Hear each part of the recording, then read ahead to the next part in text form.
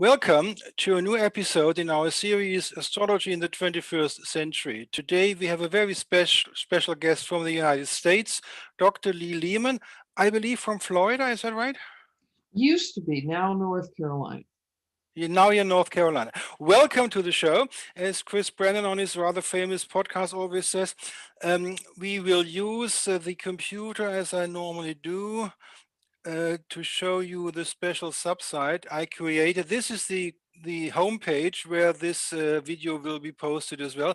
And you see the address here, it's astrotalk.vonabisw.de.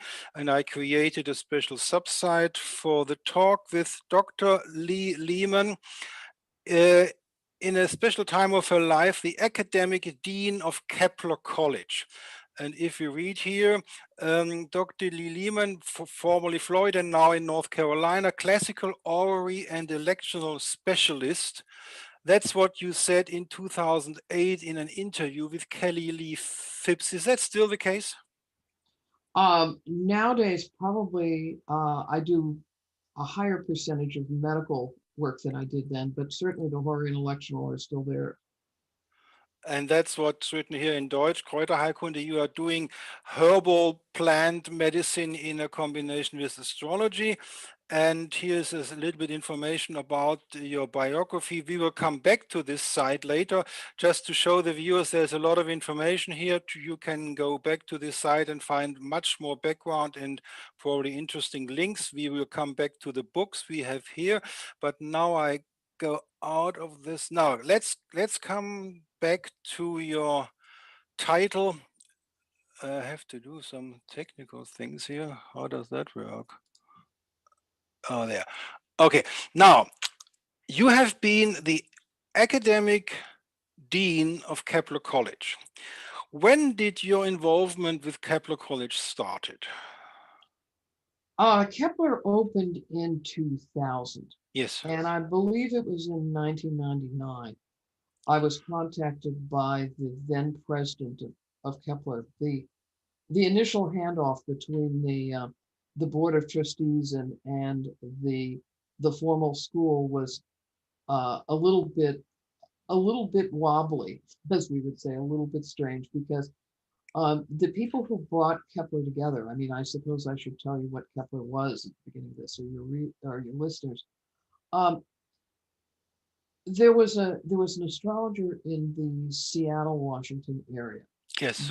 by the name of Maggie Nalbandian, who had this idea that there should be a college granting academic degrees in astrology. And she knew that while she wanted this to happen, and Maggie was a very enthusiastic person who had a way of getting things done. And she knew she wanted it, but she knew she couldn't do it by herself or even do it primarily because academics was not her background. So she contacted a number of people, primarily on the US West Coast, to come together to help her do this. And this is basically the way that any college could start in the United States. You start with a group on the board of trustees who work through the process of getting the college first authorized and then accredited. But when you change over from the board running things to the administration running things, it's often a little bit, there can be issues with it because basically it's a group that can't later put together the curriculum that puts together the curriculum. So there's all sorts of little gotchas in there. I came in originally as a guest speaker in the first term, which was on ancient astrology. What the group had realized, what the board of trustees had realized, is what the way most people study astrology nowadays, of course, is you find an astrology class, or you find a series of books and you read them, depending on whether you're self-taught or taught by a teacher. That was not going to work on an academic level. So what the board of trustees set up was the idea that the first year of Kepler would consist of an entire year of history, where the history was tagged to astrology and also would be designed to take up some of the other liberal arts. So, for example, there was a lot of term paper writing to get the writing requirements in, to be able to teach various things about writing materials.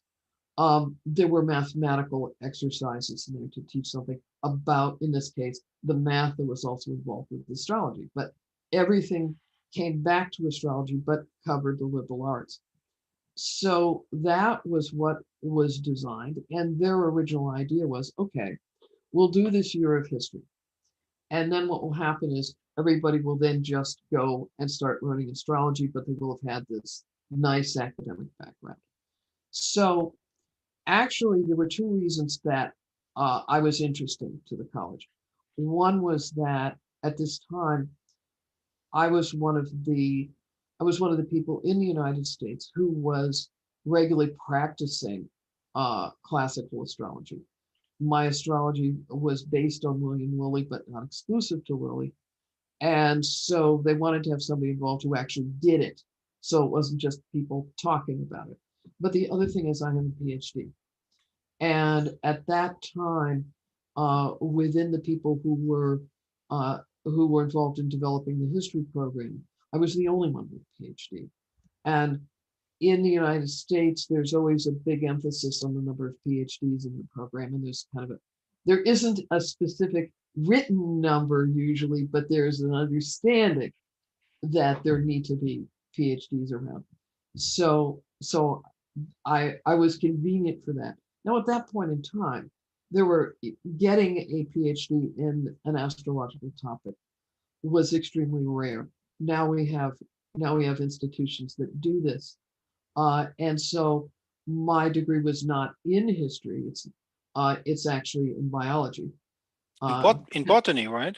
in botany. Yes, yes, and so it's interesting from the standpoint of medical astrology, perhaps, but it wasn't so much interesting from the standpoint of what was being taught.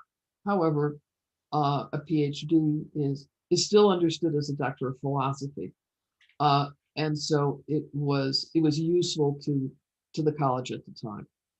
So it began. So it began under those premises, and basically the faculty of that first year, which was Nick Campion, Rob Hand, Demetra George, me, and then in the third term, Dr. Stephanie Clement was brought in.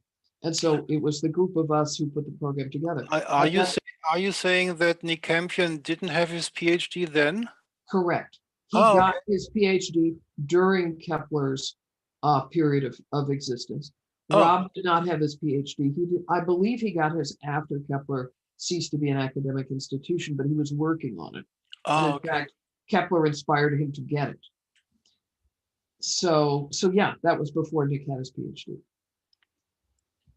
Okay. Now let's go back to this founding person. I can't spell her name. Try again. Not Maggie Nalbandian. Yes, it's difficult, especially for me. She had a bookstore in Seattle, right? And Yes, she had her own courses there. Now she started this idea in 1991 on one of your American astrological conferences, and she had contact with people who had done a PhD on curriculum, things like that, and this person was involved in that. Um, when you came on board in 1999 and the first students came on board, how do I have to visualize this? Was it a campus with buildings and people were in Seattle every day, all day, or was it a long distance? We have this in Germany, Fernuniversität Hagen, where the people are at home and there is a university administration in Hagen, and they deliver back and forth, and sometimes they have to attend a weekend or so. Is that the same structure in the Kepler College? from the inception, it was an online college. Oh, We taught 3 terms a year. In each of those terms, the students came for a symposium of 6 days. And okay. initially, the first term, they tried to set it up for 10 days, but it absolutely exhausted both the students and the faculty. And so we quickly shifted it back to 6 days. Um, but they came for the symposium, but otherwise they worked at home. This was if you think about 2000, I mean, this is now ancient history, but at that point, you had some of the academic online facilities like Blackboard had just basically come out. Yes. And so you had the capability of working with people. Programs like Zoom that we're on right now were still kind of in its infancy. And we were just getting out of the period where online teaching meant teaching through chat boxes. Um, but it was possible to do videos. But the symposium is what made Kepler at that time unique. Okay. It was a Take very take us intensive experience. take us to one of those 6 days. They Okay, arrive. They get an hotel room, I suppose, and then you meet in an hotel, or where did you meet? well, initially we met at Bastyr University. Bastyr is actually a naturopathic college. I'm not, I haven't checked recently to see if they're still there. I kind of assume they are, but they had a college campus. And so we arranged to rent facilities there during their vacation times. Oh, okay. And so, which meant that the students stayed at Bastyr. So everybody was staying on a campus. Oh, That they lasted, they they had the dorms available for your yeah. students? Mhm, Oh, okay. mhm. Yeah, for them, it was a little extra, it was a little extra money. Did you have Um, did you have the typical college problem with your students, like drinking overboard, or was that not the case with your students? well, there was certainly drinking at night, but it was drinking at night while talking astrology. Oh, okay. And because our students were absolutely obsessive about talking shop. Okay. Uh, so that there was no problem with that, but there was I used to refer to the course as the evenings as bar 101, um, because pretty much everybody came. And but Okay.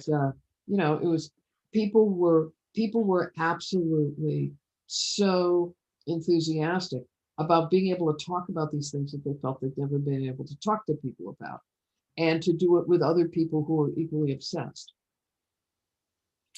Um, in Germany, if you want to attend a college, doesn't matter long distance or real on the ground, um, you have to have a certain certificate diploma from high school. We call this Abitur, we call this Hochschulreife.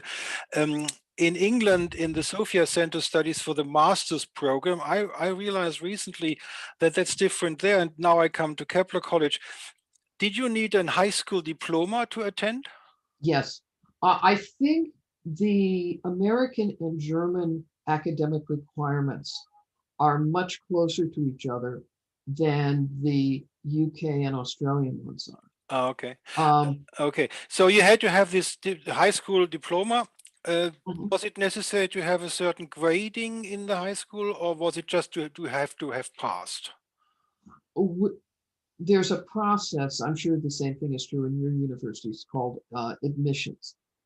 And the admissions department uh, received the high school transcripts, and if there were college transcripts, and many of our people had at least started college, we looked at the transcripts, and while we didn't necessarily say you have to have a minimum of this particular grade point average, as it's called in the US, we certainly did look at that. And so if somebody didn't have what we would consider to be a high enough grade point average, we might not accept them. Okay. So the people applied for admission. Interesting question. It costs money, right? The whole Yes. thing cost a lot of money, and the Kepler College in the end did not have enough money to continue because of money problems. How much was the admission fee for 1 year in Kepler College? Do you remember Oh, that? oh, geez. Since I was the dean, I didn't have to handle the money. You would have to ask. You would have to ask one of the people who was involved Could with you that. But it would have make been. It would have been in the thousands per term. per term? Yes. And that would be 3 terms a year. Yes. So we're talking about more than $3,000. Yeah. I. Okay, My okay, guess would be about 2,000 a term, but I may be off on that. okay. So it's not an expensive college like the elite university college in your country. where they No, charge. Okay, so admission is granted, the money is paid. How does the student in, let's say, Denver, Colorado, I'm thinking of Chris Brennan, starts his studies? He gets a first task or reading material. You have to read. You have to read the whole Menelaus for the first year, and then you have to write a report about the whole Menelaus, or you have to read the whole Vetus Valens. How do I have to envision the tasks what he has to do before the first 6 days symposium? the 6 day symposium, you know, it took us a couple of years to get it right. But we discovered that the place to put the symposium was about 6 weeks into the term. Okay. What happened about a week before the classes started is all the students would get their entry passwords for first Blackboard, and then we shortly switched to Moodle. So they get an entry to their classroom. In the front section of the classroom, they would have a syllabus, a reading list for the whole course. They would have their required textbooks. Um, our admissions people had put together a package so that you could pay X dollars and get all of the materials sent to you in one packet, so to speak. Most of the material in that first year was historical material, historical textbooks.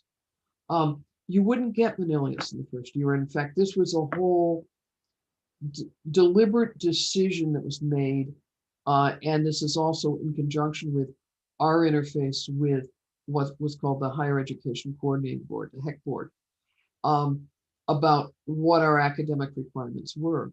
They got history of the world textbooks basically Okay. as So one would the call major it stuff.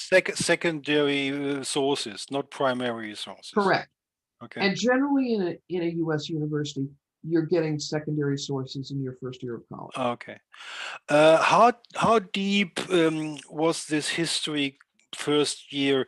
Would the students be just today? I was speaking with Gustav Adolf Schöner from Hanover, who has written a doctoral habilitation about astrology and religious science, and we were talking about the primary sources, and we were talking about. I was asking him, Gustav, how do you personally solve the problem that the primary sources are not there in their like they were in the history? We have a copied version. The only exceptions might be the cuneiform things from the Assyrians and Babylonians. So how do you, Gustav, solve the problem with this primary sources that we don't have them? Is that problem a part of the education in the first year, the primary source problem? We talked about what primary sources were. Now, if you know, in our video right now behind me, at about my eye level, you'll see a series of green books, dark Yeah, green books. that's the Ibn Esra books, isn't it? Well, you'll see the Ibn Ezra, yes, but below them, two shelves, you'll see Thorndike, Ah, okay, yes. the the The the first, uh, the first the history of researcher. magic and experimental science. Yes. The For our viewers, Thorndike, Thorndike is the first researcher in the world, in the English-speaking world, I would say, where the researcher tried not to be biased against astrology. Would you agree? I agree, and Okay. it's a fabulous source. As far as for us as professors there, Thorndike was one of the primary sources. In fact, you can see much of the astrological side of what we taught in that first year in Nick Campion's two books on history, Yeah, those are because very good. Yes, essentially yes, the yes. early version of his books was his course notes from 101, 102, and I was 103. thinking something like that. And Yeah, okay. and basically, if you look at his citations, you'll see a very high percentage of them come from Thorndike. Okay. So that was a lot of the preparatory material Okay. that we used, because one of the things, you know, you know, the academics of Germany are probably quite aware of this. In the United States, there is somewhat of a joke that Americans do not like history, which is largely true. Yeah, something about that. So Yeah. what we encountered with our students is that going into this course, Practically none of our students had any interest in history at all. Oh, But okay. what we did was by combining some, standard college level history of the world type textbooks. So they got the whole, and that's another thing. History of the world is not usually the American favorite. Um, but we taught general history of the world, the history of philosophy. In fact, we had a separate set of textbooks running through the three terms, which were basically ancient world, medieval Mm. world, modern world. We had a separate set on the history of philosophy that they read. Um, with my science background, I prepared material on the history of mathematics for them. Um, Also, material on the history of medicine because there's such a linkage of astrology and medicine historically that we taught some of that material also. Um, so they got the general history with these other adjuncts and with taking substantial pieces. Obviously, Nick couldn't use Thorndike for the totally ancient material because you've got a very brief summary there at the beginning of volume one, relatively speaking. But the medieval material that was very rich. When you got into the modern period, he had all the various primary material that he could pick from, but not the wonderful way that Thorndike had put so much of his material together. Okay, you talked about philosophy and history of philosophy. You have a rather famous researcher, Peter Adamson, on our YouTube channel. We have a playlist with his videos. He's from America, but he's now teaching at the Ludwig Maximilian University in München, and he was giving a talk at Google. And you have it on the playlist on our channel. And in that talk with Google, he mentioned that it was a really important thing to contextualize history of philosophy. And coming to your course, you are talking about history of astrology. Did you, in your course for the students who were not so fond of doing this stuff anyways, did you pick up the problem that we have the problem in the astrological community nowadays, that most astrologers are, they love to read the translations of Benjamin Dykes. They love to read the translations of Burnett and Yamamoto and even Ezra and all that stuff. But I've never met an astrologer in that field who contextualizes the philosophy around those texts. Did you make a problem for your students of this, or was that too high to do? We did it. And now we did it at what would be a freshman level Okay. in college, which is, again, you're working with secondary sources. So largely from a pedagogical standpoint, you're talking about teaching about. Okay. But yes, we did do that.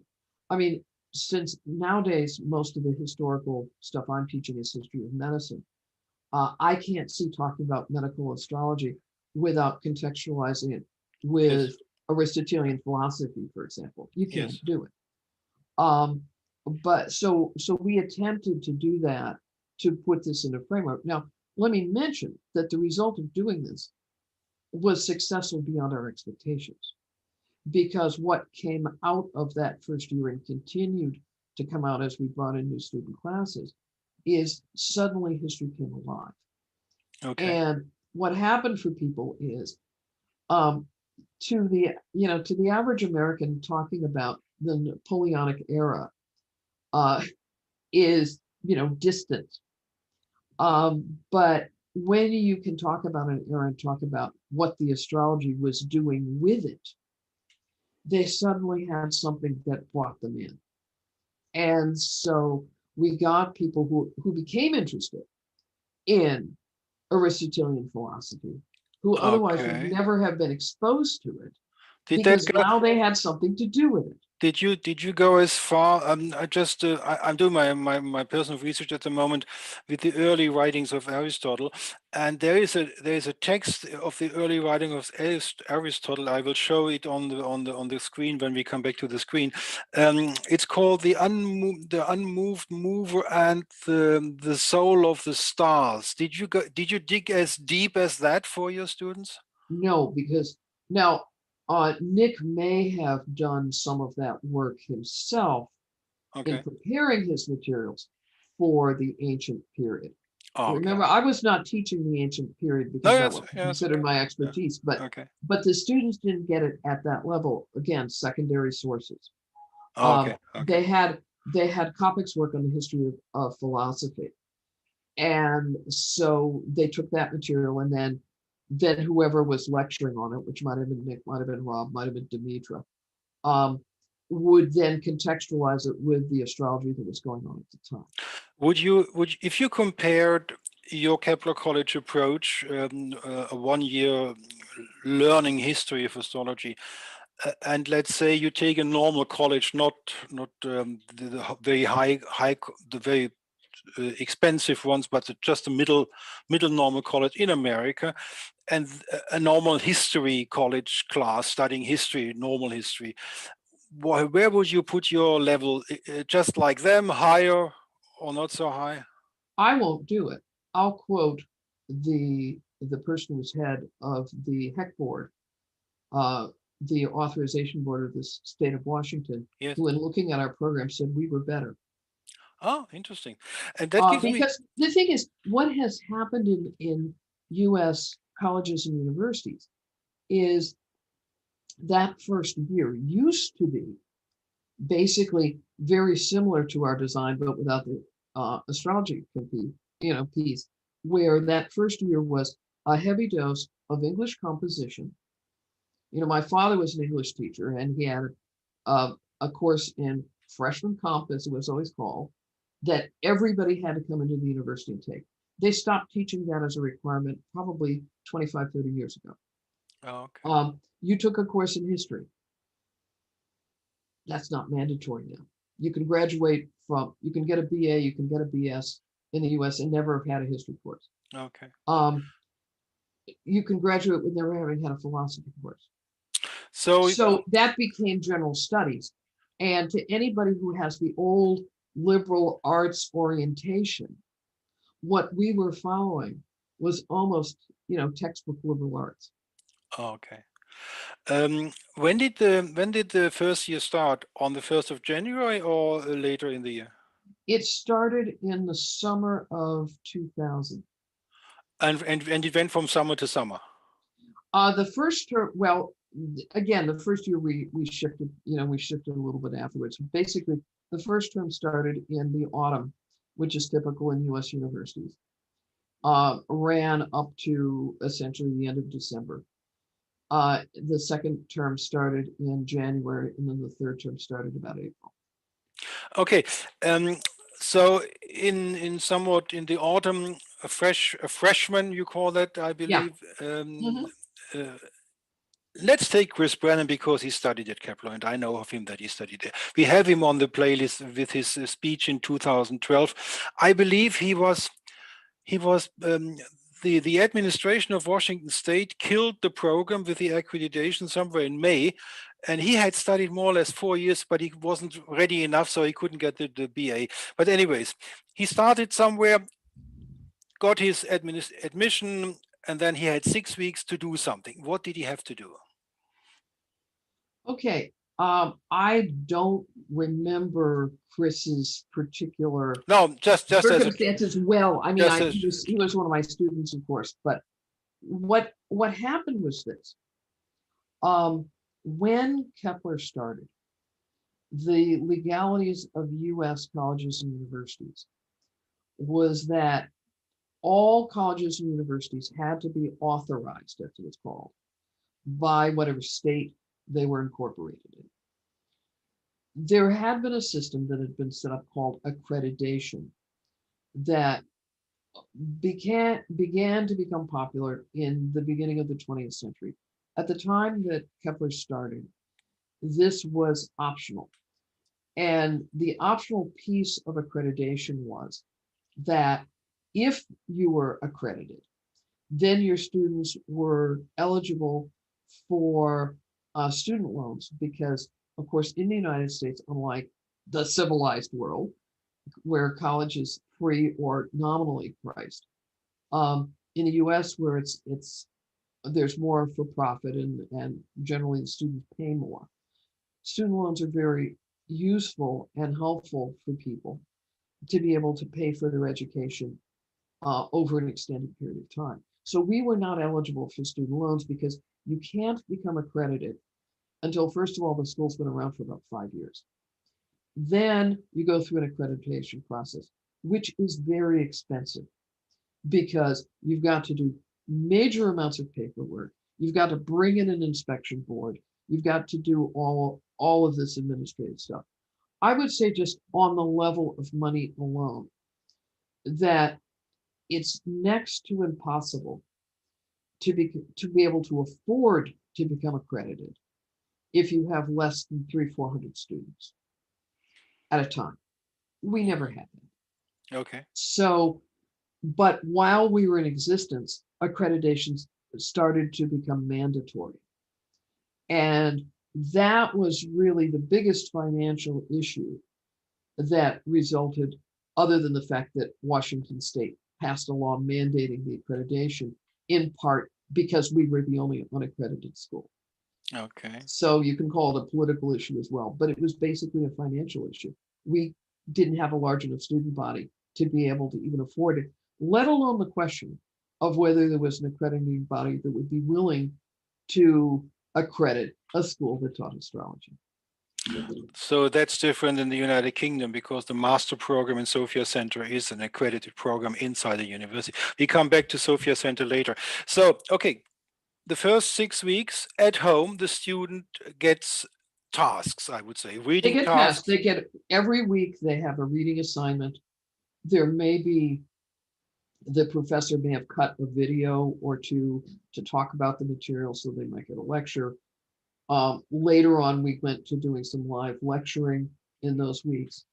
They would get an extended set of course notes from the instructor, and then they would get assignments. Most Would of there, those were would writing there be a assignments. test in the first 6 weeks? This again is the technology of doing that has improved immensely since 2000. Yes. In the later years, yes, there would probably be tests, but since most of this issue of the first year is also developing writing skills, most of the testing was less a multiple choice than teaching people how to do academic writing and then doing it. Okay. Now we're coming to Seattle. The symposium starts in the campus of this naturopathic college, Bestia, you said, I believe. Yeah. Uh, the first day, what happens? First day classes start. Classes ran from about 8:30 in the morning until about 5 o'clock at night. How many people?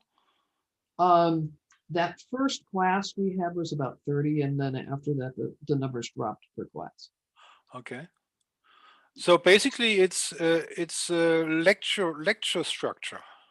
Lecture structure with exercises that the students get presentations. Okay. One of the forms we used in that first year was every term we had them do a debate. Okay. And And that's the so same second, third day, fourth day, fifth day, sixth, every day the same sort of structure? mixed around a little bit, but basically a Okay. lot of lectures, Okay. and then some student group projects like the debate. And they sometimes had other presentations as well And when was the next symposium? in the following term. Oh, it's So one they get symposium. Okay. one symposium per term, so three Okay. symposia per year. So the first year is over. Is there a final exam for the first year? No, Okay. but most American universities don't do that. Okay. Second year, what happens? I believe it's 2001, and I read in the book of Demetria George something very extraordinarily important to Demetria George happened in 2001, right? The collapse of the cards. The collapse. Well, the whole building of astrology collapsed over Demetria George because he changed from psychological astrology to traditional astrology. That was in 2001, I believe. It's interesting because since I was on the traditional side of it, I never really watched what happened to people on the other side. Oh, okay.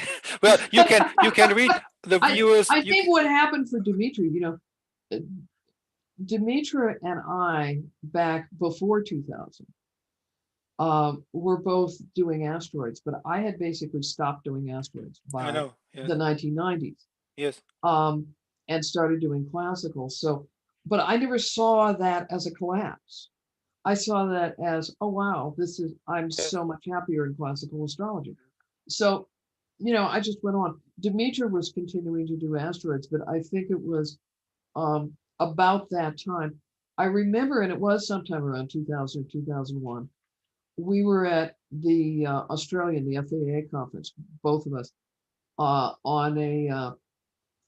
and Robert Zola was there, and Brian Clark had a panel with the three of us on it, talking about the nature of astrology, and Demeter was sounding very defensive about some of the psychological stuff, and I was being somewhat rude American and saying, but the important thing is this is the team that's going to win the Super Bowl this weekend. Um, so yeah, I mean there were issues, and there was a culture war between the psychological astrologers and the classical astrologers, and I would say that I feel, and I may be biased, that there was less animosity on the classical side because having come into astrology where psychological was one strong strain, probably the strongest strain at that point. I don't think any of us saw that we were replacing that. It's just we had a different way of looking at it. And I think, Okay. but I think we were threatening. Yes. But I can only imagine for Demetra what that felt like with, getting caught between two worlds. And in Kepler College itself, was this the case too, or was Kepler College, because of his official approach, we teach everything and the students choose, so there should have been more tolerance? Was there more tolerance, or was that just a cover up? Well, it was an interesting situation because when you only have enough students to have one class, it's not that each student gets to have an individualized program. Hmm. So what happened was everybody understood, okay, we're doing academics in year one. The original plan that Maggie's board of trustees had for what they thought Kepler was going to look like was there would be this year of academic grounding. The second year would be devoted to teaching people the techniques of astrology. And then the third year would be devoted to starting to get into a specialization there. And the fourth year would either be the continuation of the specialization or a mentoring program with an existing astrologer. So we went to teach 201, the first course of the second year, which was we assumed that people would not know any astrology or could not know any astrology. And in fact, we had several students who didn't. So we began with, a kind of a basic, these are the planets, these are the signs, these are the houses, these are the aspects. Now, the way that we did this, because again, we're looking at this within how do you do this within a college context. One of our instructors at that point was Bruce Schofield. Oh, And what Bruce decided to do was take them through chart calculation, which is asterisk mathematics. yes. So, so he taught them how to do chart calculation by hand, even though, of course, at this stage, everybody had a computer. Demetra, the previous year, had started teaching people about celestial navigation, which was also a way to bring in some mathematics on it. So Bruce did that, and so they were getting the chart computation module, and then when I was going through and giving them the basic components of the chart, I was doing comparatively. So what I had done was if I was talking about the sun, I would show them what Ptolemy said about the sun, what Lilly said about the sun, what somebody from the 19th century said about the sun, and what somebody from the 20th century said about the sun. And so I brought it into a historical context. Oh, you were doing in those days what Charles Obert is doing nowadays, because he just published a book about Saturn in that way. Yeah, Okay. that was the way that we constructed it at that time. Yes. Okay. And so, and again, there they got references to primary sources, they got quotations from primary sources. Um, Okay, but you can only do this as in a certain amount of factors, because as soon as you come to dignities, you have a problem, because dignities is not all around all astrologies. right. But they did learn essential dignities in that first term. Oh, okay. Basically, um, the what we could call the typical classical dignity system as well as the Oh, modern okay. system. Okay. So that is the second year. What happened now? Well, let me stop Yeah. Okay. because something happened in that term, which is the students took us where we hadn't thought to go. Oh. The one of the things we tried to build into the program to encourage diversity was to bring in a guest astrologer each term so that the astrologer could talk about their way of doing things, why they do it. Um, and so in this first term of the second year, we brought in a psychological astrologer. Now, we did it with the expectation that most of the students would want to do psychological astrology. And so we thought, okay, introduce the concept. Was that Glenn Perry? That was Glenn Perry. Oh, I have two videos with Glenn Perry on my YouTube channel. He talked about that. He characterized his experience a little bit frosty. But yes, what Okay. happened was this. Glenn decided to give a lecture in which he would give the history of astrology, showing that psychological astrology, at the end of it, is the apotheosis of astrology. And instead, he absolutely infuriated the students because his historical timeline was inaccurate in so many places. Oh, he got And caught. He so got caught. he got caught. And Okay. because his history was bad, they therefore concluded that Shall I stop the recording? yeah, stop the recording for a second. Let Okay, me we are know. back. So basically, what you're saying is your students were better educated in the history of astrology than your teacher Yes, in that case. So yes. what happened? The students rebelled.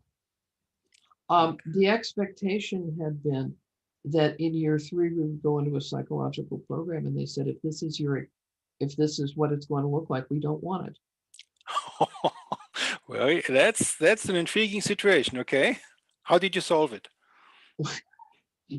You know, one of the things that we had started to joke about was that each of the classes was like the Aries class, the Taurus class, the Gemini class, and there were certain characteristics of this. This was the Aries class. Okay. We changed the program. Um, Okay. what happened? You know, one of the changes that was going on in academia in general during the 80s, 90s, into the 2000s and beyond is that in and I'll say for the US because I don't know honestly how this has worked around the world, but in the US, colleges have gone much more to a student-driven system, which I have to tell you that having been raised as we call it, a faculty brat, my father was a professor, um, was a little bit of a foreign concept for me. But of course, when you go to the history of universities in the Middle Ages, the Italian schools were all student driven. Yes. And so it was going more to that model. But here, I mean, it was a very simple thing. When if the student body collectively said, we don't want a program in psychological astrology, we want a program that continues to do what you did with us last year, then for market reasons alone, you have to follow that. So So basically, what we did is the faculty sat down, and between terms 2 and terms 3, we came up with an alternative. The guest speaker that we had scheduled for term 3 was Dennis Harness. And Dennis, of course, is a Vedic astrologer. And so Tom, That is the famous guest lecturer where Demetra George was integrated to teach traditional, right? by that stage, Demetra already knew some about it. I think Bob Zoller had a lot to do with Yeah. influencing. So With basically, she slipped into that Vedic course to teach traditional. That was the well, story. yeah, actually, let me say how that got uh, constructed. What we ended up doing was basically she was teaching some of the Schmidt material at the same time that Dennis was teaching some of um, the Vedic material at the Yes. same time that Georgia Stathis was teaching modern material.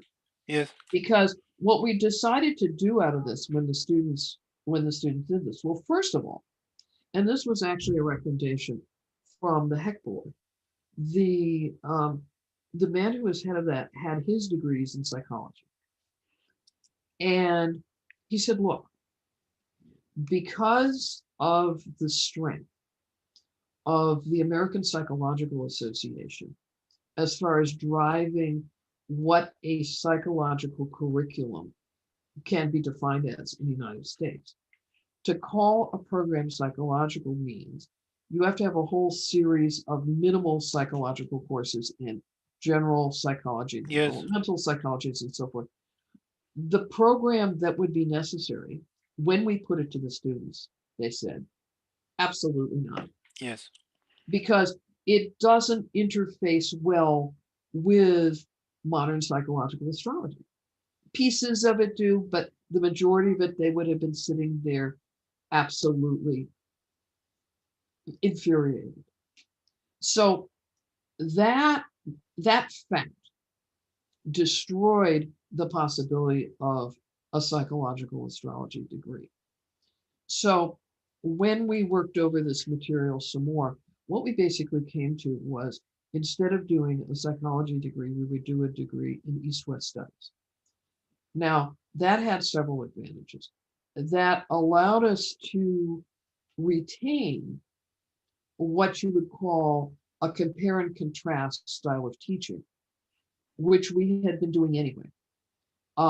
Because that was one of the things when we were teaching method, and that's when they learned some of the Hellenistic method, they learned some of the Vedic method, they learned modern method.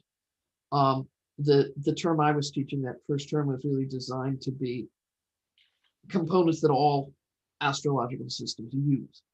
Um, but the point of compare and contrast was not to recommend one particular style, but to say, if you're doing it this way, how does it work? And how is that different from the developments in this? In other words, they were given this a Vedic model, a modern model, an ancient model as points of comparison with the idea they would learn how to work the technique in all three ways.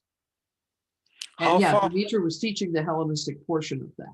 how far would that go? I mean, if you read this thick volume one of a new book, and then the second volume is sort of published in next weeks, so you have two thick books from Demetra George to do delineation.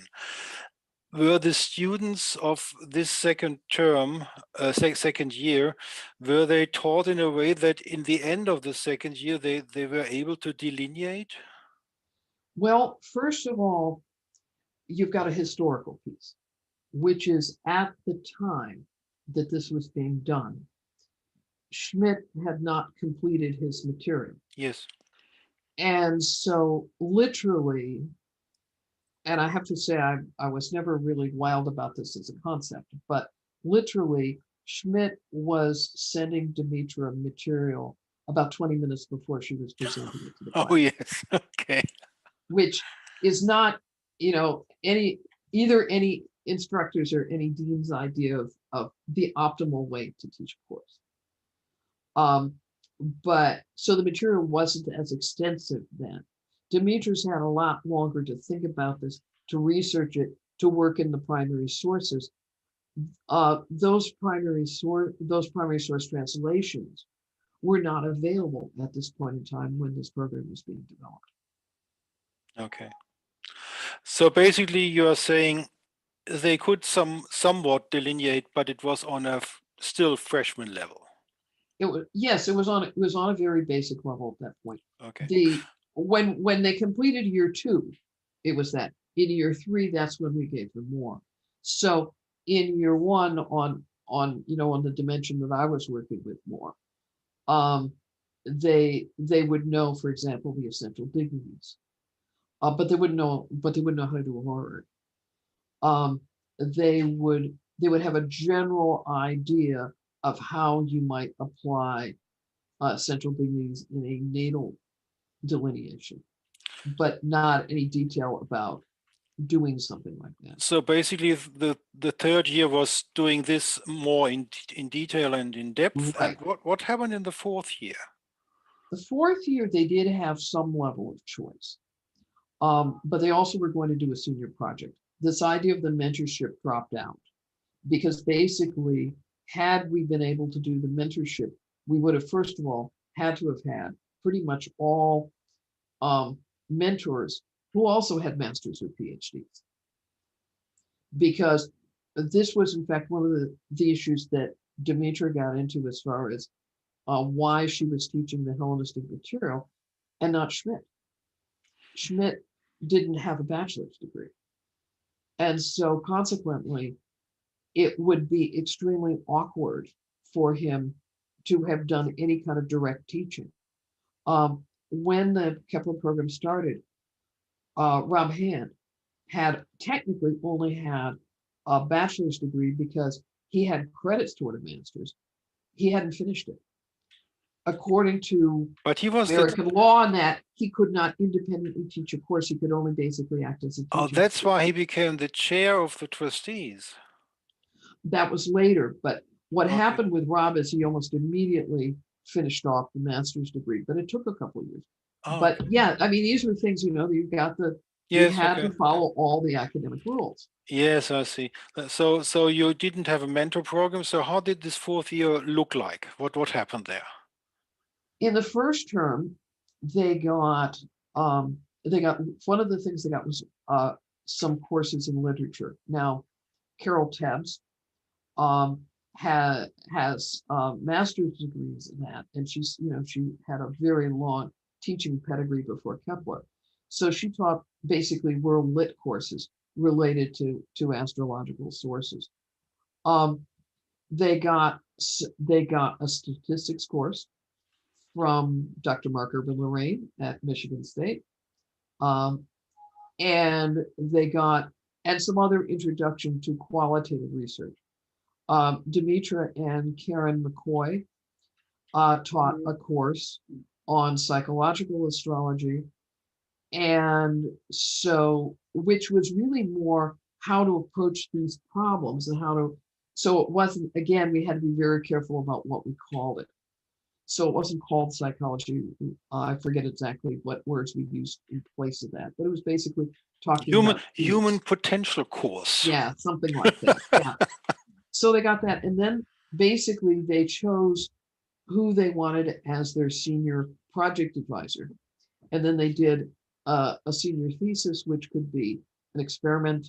It could be it could be a historical study. Um, one of our Latin American students did some work on the Halley translations, which at that point were in English. Did you have the possibility to do a blind delineation?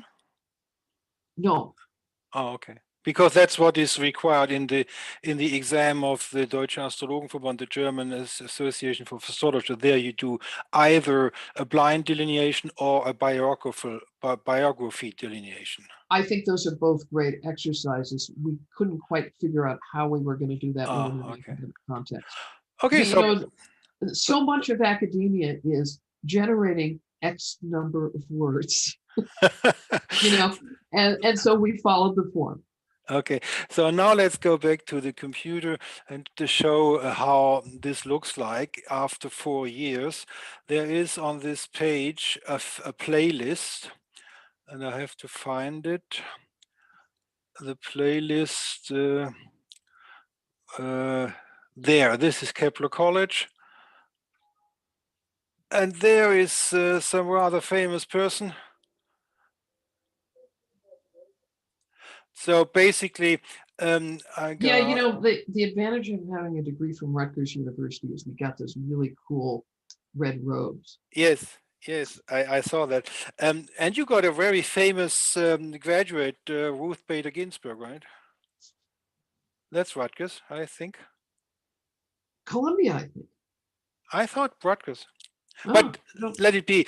no. Okay, so this was from 2008, Hmm.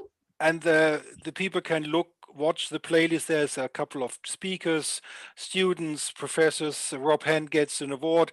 Um, you did something very interesting. In 2008, your speech dealt with the astrological community is in the same position as the gay community. Could you elaborate on that? I think I first gave that maybe a little early. Maybe it was 2008. Okay. Well, what I was thinking about, you know, we had so many people who came to Kepler, and many of them could not stay. And the reason they couldn't stay is because they were getting such extreme opposition from their families about studying astrology. Um, we had one student who literally had to sneak away, another one who couldn't attend the symposium because of this. And of course, you can't study under those circumstances. I mean, it doesn't work. But it was tragic, and in its own way. And because I had gone through some of the early gay liberation period myself, I wasn't living in the New York area at the time of Stonewall in 1969, but I arrived at Rutgers, which is only an hour away, um, in the early 70s. And so as I was thinking about how, you know, when there was this thing, people would get to the symposium, wow, I can talk about astrology all night long. And I was hearing the same expressions of people getting with their community that I had heard all those years earlier in the gay community. And so that was when I gave that lecture, that at the graduation, about the similarity between the astrological community. It's the things like you're on, but not in COVID, but you know, imagine a year before that, you're on an airline, and the person next to you starts talking to you and says, "Well, what do you do? Do you say astrology?" It's all those ways that people have been in the closet about their astrology. So it was a comparison of that. Okay, so I recommend this short video and the speech of Lee on this 2008 conference when the graduation took place. I have another question. You came into astrology because you were heavily active in the feminist movement in 1976. There was a conference in New York, and you could crash in the dorm of one of the other female participants, and then you started with astrology. This the history of that. But what I wanted to ask you is, now we have 78 or more gendered pronouns in the world, and the traditional astrology relies heavily on the differentiation between male and female components, right? Mhm. Are we throwing away traditional astrology if we follow the new gender policies? I attended a Zoom meeting of the APAI in England, and there was a young guy, I think it was a Chinese guy. He said we should open ourselves to this gender problem, and we should listen, and we should follow this mainstream. And I thought to myself, and what happens to astrology if you do that? What happens if you do that? It You get know, lost. I guess I've been in this issue for a lot longer, not because of the multiple genders, although historically, I believe the Native Americans of the Americas, obviously, had something like 7 different genders. Okay. But I think the issue is this: almost from the beginning, when I got involved with classical astrology in the late 80s, my issue was it's very clear when you read the material, and it's not just astrological material, it's philosophical material, that male is always the correct gender. And you get to things like the philosophical discussions of whether or not women have what was so delightfully called sperm, by which there was an argument as to whether women carried genetic materials or were simply the receptacle for the male reproductive material. Now, the challenge that this brought to me was I can either throw this thing out completely, or I can say, or I can ask, what do I do with it? So at the moment, because of this component, which is the queer component of the Yes. LBGTQ piece, my answer is I'm in my own languaging now. I'm switching to talking more about diurnal and nocturnal instead of masculine and feminine. Oh, that's a good idea. Yeah. because I hadn't thought of because that. Yes. really the concept here is diurnal nocturnal, and Yes. then what Yes. happened was the genders got assigned again on a priority basis according to those assigning it, which was always a political issue. Yeah. Diurnal and nocturnal works. That's a good idea. I will do that. Yeah, so Okay. I don't think we have to really adjust anything that way. I think there's always this issue of we we live our lives within a political context, Yes. Okay. and So so now, you adjust to it. yeah. Now let's close the Kepler College thing with the question: when did you become the academic dean in Kepler College? I think it was 2 years into the existence. Oh, okay. What happened was that when we got into the more formal authorization process Okay. in Washington, we had to have an academic dean, and actually Dennis and I both applied for it. Yes. And so they decided for various reasons to take us both. Okay. And so, So here you see the viewers, you see information about Lee's homepages. You can click on the link for her main homepage where all the information is.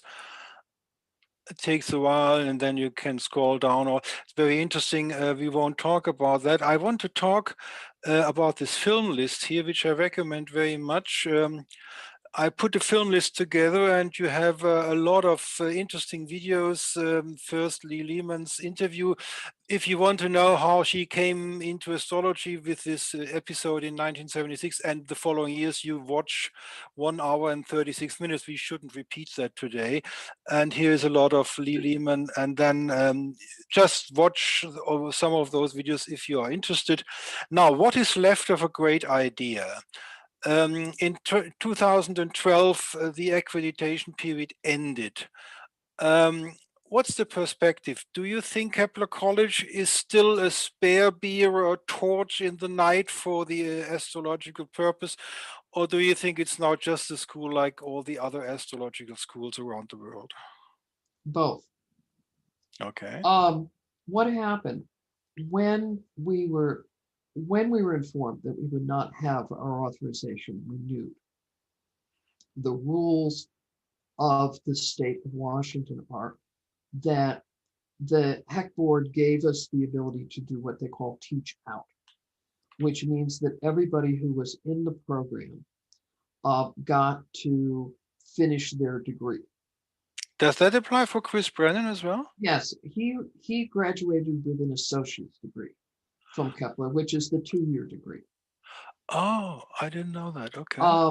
And so we had people at that point, we had people in the associate's program, we had people in the bachelor's program, and we had people in the master's program. And so we were given the full legal amount of time to take everybody through to a degree. But for example, if somebody was in the bachelor's program and wanted to take a master's, they would not be allowed to take a new degree, but they could get the bachelor's. So we have forgotten to talk about the master's program. I didn't know that you did master's Oh students. yeah, we did do master's. How did the Um, program look like? What did they do? it was an East-West studies program. And so what we had done in the program was we had I'm I'm scratching my head here a second. It's been a while. We had several terms of basically a mix of, in each term there was a Vedic piece. We organized it into 4 sections, a kind of a general section, um, a section on ancient, medieval, and modern. And then we looked at more intense discussion of the astrology as it was being taught in those periods of time with more primary sources, and looking at more specific topics. So they had 4 terms of basically what you would consider graduate seminars. So that's 2 And years. then they did a master's project. That's 2 years for studies, and then the master thesis comes behind that. A little less than 2 years, because remember, these are 3-term per year Oh, okay. programs. Wait.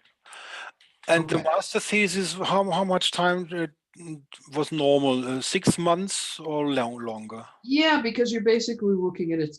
It's again, it's the paper length, isn't it? The typical master's thesis is about 30,000 words. The typical PhD thesis is upward of 100,000. Yes. So 6 months is normal. Yeah, 6 Okay. months to a year. I think everybody took at least a year. But yeah, so we had that program. So what happened when we went into teach out mode? The faculty and administration discussed the question of what do we do with Kepler now? Yes. Most of the faculty, most of the administration was committed to trying to find some place to park the Kepler piece in another academic institution. That failed. But they also realized we're going to have, if this faculty is going to stay together, if this program is going to stay together, we could move to a vocational format. And so the decision was made to move it to a vocational format. For our German viewers, that would be Berufsschule or the Berufsfachschule. Okay. Okay. So my personal decision that I made at the time was to kind of bifurcate myself from the rest of the administrative team, because as dean and also a professor in the program, my time commitment was so great, making sure everybody got through their academic degrees correctly, that I didn't want to get involved in the vocational development because I didn't have the time for it, and I didn't want anybody to have their degree messed up because I messed up. So at that point, the rest of the administration did the design work on what is now Kepler's College Vocational. And Karen McCauley is the person who initially was the driving force there behind the vocational program. The way that they brought over the coursework for what are now called certificates, those courses were created fresh. They were not created out of the material we had used in our 101, 102, 103, 201, 201, 203, except generally they followed the sequence of the 200 year. And there was some of the material that I had done comparatively in that first term of 201 was brought over, with attribution. It was all done properly. But essentially, the vocational program is a new program. If you compare the vocational school, Kepler College, Kepler College, so it's still Kepler College, right? Yeah. the vocational Kepler College in Seattle, Washington State.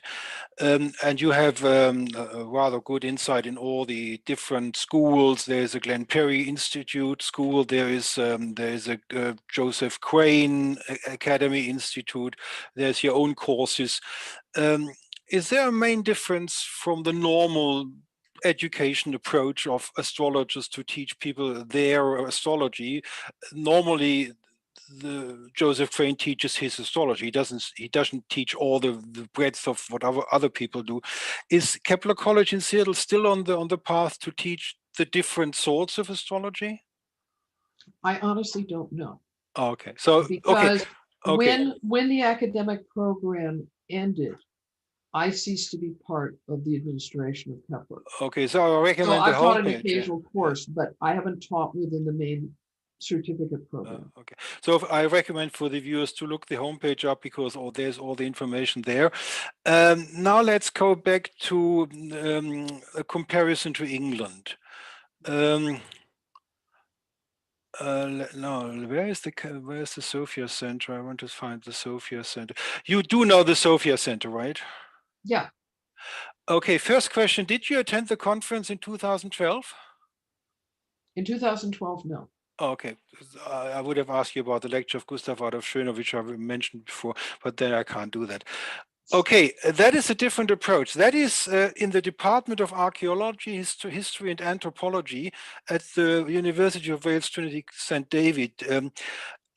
They managed to become part of the official university structure in the United Kingdom. Do you still think it's impossible to get sort of a master in cosmos and culture like they do in Lampeter in America someplace? I think doing that would be possible. The uniqueness of Kepler was that it was only astrology. And that was Ah, also why we could not get accreditation. yes. How would you evaluate the ability of the astrological community of the United States? Are they able and willing to put this goal on the map and say we want that? Good question. Next question. Good question. Um, Okay. I think that the thing, Volker, is that what basically happened, the period of time when first Basfa and now Lampeter became a focal point in the UK. From the beginning, this was a program, and I have some knowledge of it, not from having attended, not from having taught at it, but from having spent many years at Kepler as we moved out of Bastyr and into hotels, spending many early mornings sitting in the hot tubs talking to Nick Campion. Yes. Because Nick and I bonded over the fact that he being from the UK and me being from the East Coast, our time zone was messed up in Washington. And so we were always up and awake long before the rest of the students and faculty. So we had many long talks, and those long talks included the development he was doing at those places. Essentially, much of what he developed originally at Kepler moved over in his thinking and in his teaching into those other institutions. But what he realized was by working it in as a department and not as a separate institution, that it would likely have more academic success within it institutionally, and it has. But also, this was a period where the Sophia project and the people working on it were referring to this as cosmological. Now, you might know that one of the larger astrological associations in the United States is called NCGR, is the National Council for Geocosmic Research. It was deliberately named geocosmic to not use the word astrology. Yes. And this is, again, these are the things you do to make the people who aren't so happy with what you do find it a little more palatable. Um, you know, certainly, there were issues I understand in the UK that would be parallel with the US, which is when you have astrological organizations becoming the focal point of teaching astrology. So, for example, in the United States, the NCGR has a program in teaching astrology. Many of its officers, both at the local chapter levels and at the national level, have taught, and of course they're getting paid to teach, so there is an economic issue here. Um, the American Federation of Astrologers has different categories of letters you can put after your name according to which exam that they've given, and they have all these teachers to teach you how to take the exam, which one you've taken.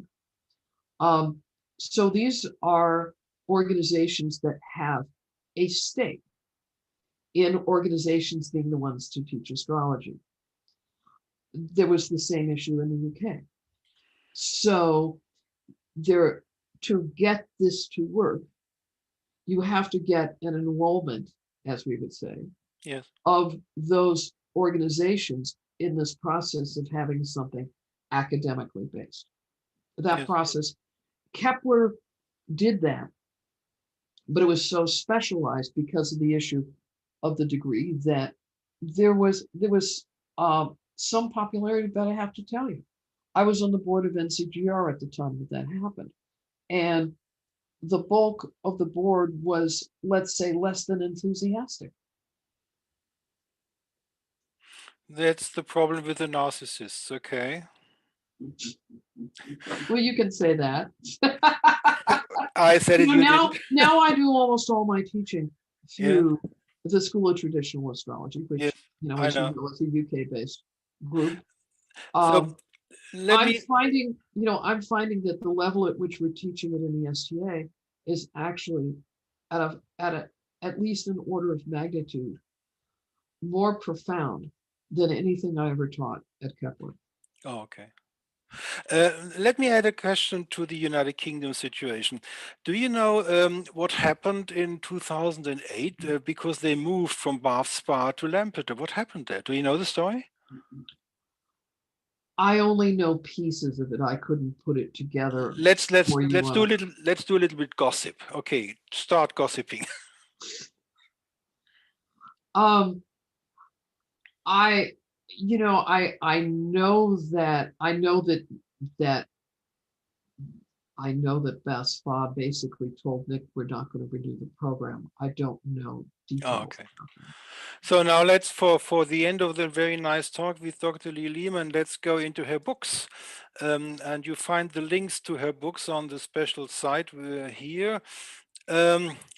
I start with the rulership. There's the book. That's just an information I wanted to have from Lee on page 25. There is a key to abbreviations, and for people who read the book, you have to realize that on the next page, if you look up the alphabetical listing for rulerships and you look up abdomen inferior parts, there is a DA abbreviation, and that is Darius, and that's not listed on the abbreviation list. But let's go to the more interesting books. You find them all here. We won't go into the asteroid books, but I have here the classical astrology for modern living. And Yeah, you've got an old list because there are a few more books besides that. Yeah, we have a link to the homepage Yeah. of Lee where all the Yeah. books are. I want to do a quotation of page 290. In general, the Greeks favored. I can take off the. I can talk. Yeah. In your book, in general, the Greeks favored a much simpler system of houses, primarily whole sign, compared to some rather hairy house systems developed later. I have a special question to that quote. Take Johannes Kepler. Kepler Mhm. was a revisionist, like Morin de Villefranche and many other. Ptolemy was a revisionist already. If you take Kepler as an example, the whole sign system has consequences for the aspects, right? Mhm. Because And then you're getting aspect by house. right now, if you go, I mean, many teachers in traditional astrology follow the credo: learn the basics and then add, if you're proficient in the basics, then add what you want to try out. Let's put it this way. That's many people say that you can integrate. If you are very good versed in the basics of the traditional astrology, then you can start, after 5 or 10 years of studying and practice, then you can start slowly integrate Uranus, Neptune, Pluto for certain purposes. And my question to you is, aspects by Kepler are minor aspects. He added minor aspects because he threw out so many old traditions. Do you think it's possible to delineate a quintile or quincunx with a sign-based, whole sign-based philosophy, only sign by sign? Would you think that's possible? No. Okay. However, I'm not an advocate of the whole side house system. So that question probably should go more to people who work with it, which Yeah, I okay, don't. okay, that's okay.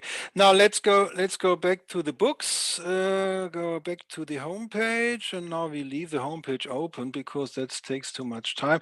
Now I have the books of dignities, essential dignities. Mhm. I have a quote here: modern rulerships are a semantic issue, not a bad idea. What do you mean by that? I think the issue was what happened in the late 19th century to the early 20th century. You have transmission of the five essential dignities through Raphael I. Then you start having things break down where they start taking out dignities. Now, part of this was also Marinus, who was another reformer, Yes. who started talking about, well, the minor dignities are so minor, we can forget about them, basically.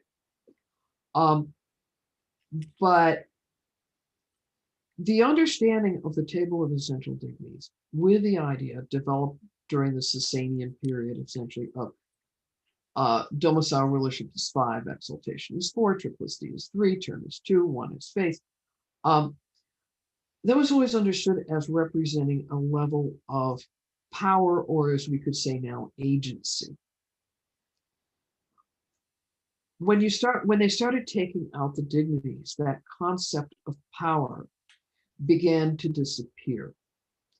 And when they started then, as started to happen in the 19th century, trying to apply a rulership to the outer planets, it shifted from a discussion of agency or power to what is this planet most like?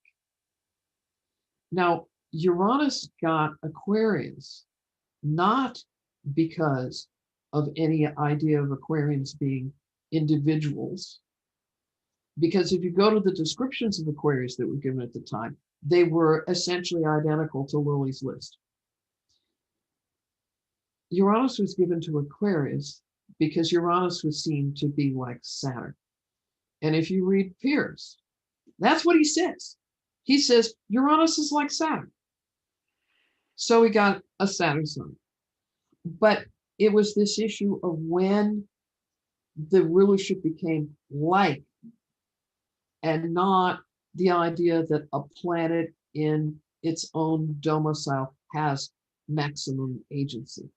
Mhm. Okay. So the last book I want to ask you something about, that would be The Martial Art of Horary Astrology.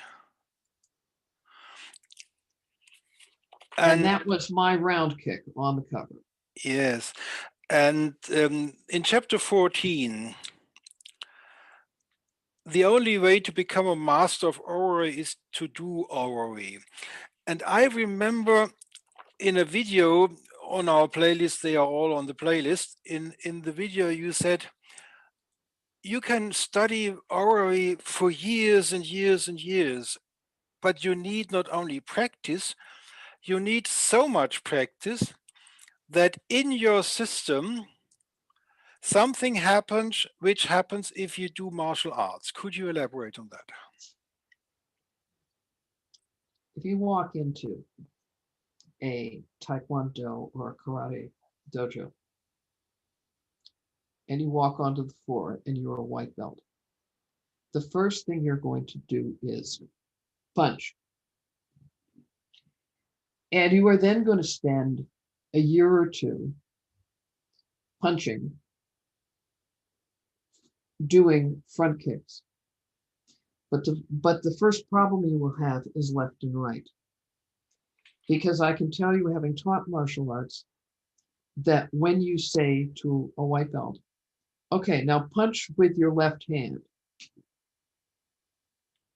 the first 3 months is getting people to tell the difference between left and right and backwards and forwards. We do that in astrology when you teach people what is the sun. And then you have people over and over and over again look at the sun. The people who study these issues of motion and dynamics state that you don't really understand emotion until you've repeated it over 1,000 times. You don't master emotion until you've repeated it over 10,000 times. For us, a chart is emotion, and the components of the chart are emotions. You have to keep using them, you have to keep seeing them, and maybe you can cut the 10,000 down to 5,000 if you really pay attention. But it's that process of intentionally studying things that changes you. It's the same idea as what Zen is. That Zen, you can stare at the koan, and what is the sound of one hand clapping? And the first time you won't get it. The second time you won't get it. The 50th time you won't get it. Eventually you may get it. And that instantaneous understanding is the first step. And that process of getting it in you applies to what I would argue is all the important forms of knowledge that we have. Whether we call them academic, whether we call them craft, whether we call them technique, whatever word we pick for that, it's the process of owning the knowledge. And that's what I was describing. And I see, at the time that I wrote that book, I was practicing martial arts, I was teaching it, and I don't see any difference in that process. But that means we are talking about Satori in astrology. Because it's in the body? No, because referencing to your Zen example. Oh, Satori in astrology? Yeah, we are. Because, one of the things that I noticed years ago, you go to give us a talk at a local astrology group. And then after you give the talk, everybody is standing around having tea or whatever, and you're talking. And there are people who have been going to that group for 20 or 30 years who will tell you that they still don't know how to read a chart. The reason they don't know how to read a chart is they never got that Satori.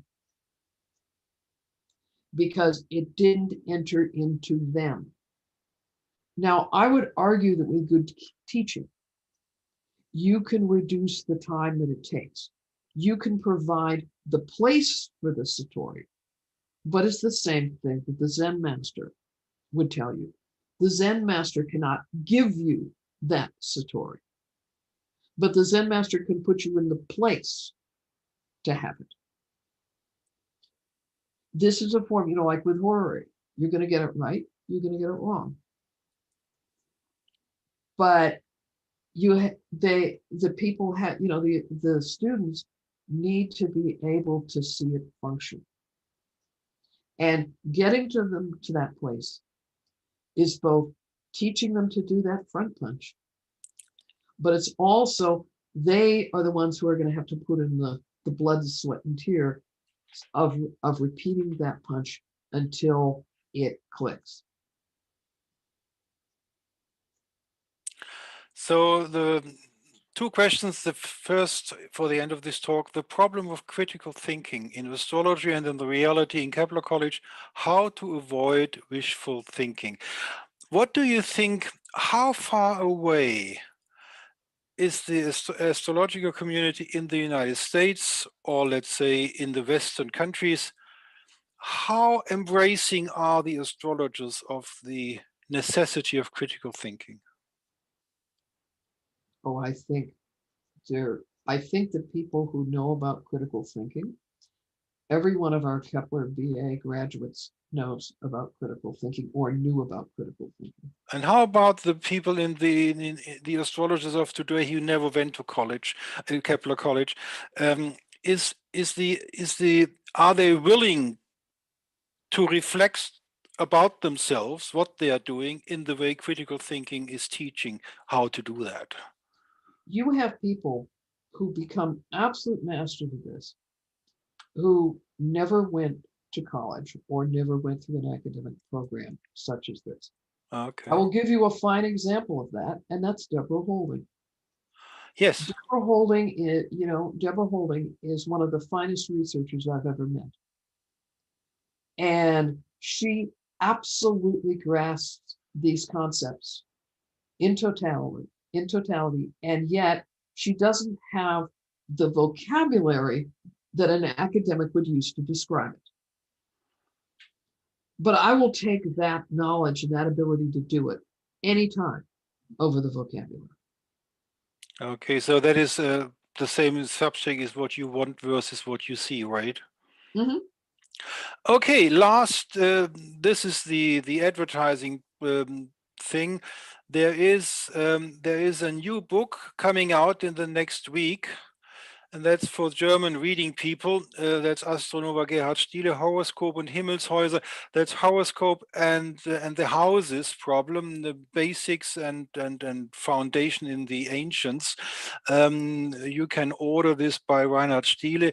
For now, I want to thank you very much for a wonderful interview. It was really interesting, and I enjoyed it very much. Thanks to Lee, and thanks to our listeners. Come by again. Thank you. I will stop the recording. We talk after that. Okay.